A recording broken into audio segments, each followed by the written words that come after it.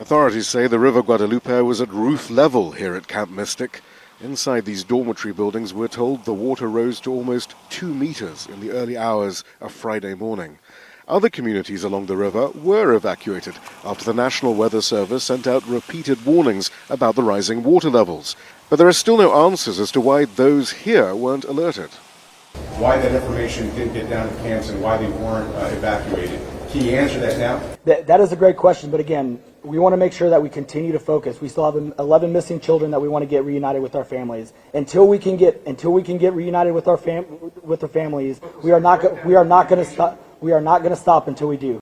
President Donald Trump has signed a federal emergency declaration that will now unlock government funds for relief and recovery in the region.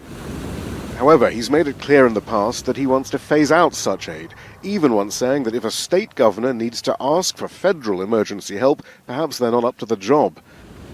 The Trump administration has also made clear it wants to phase out research and analysis of the changing climate because it feels it's politicized and divisive. But it's exactly that sort of analysis that led to the warnings from the National Weather Service to municipal authorities to evacuate residents up and down the Guadalupe River.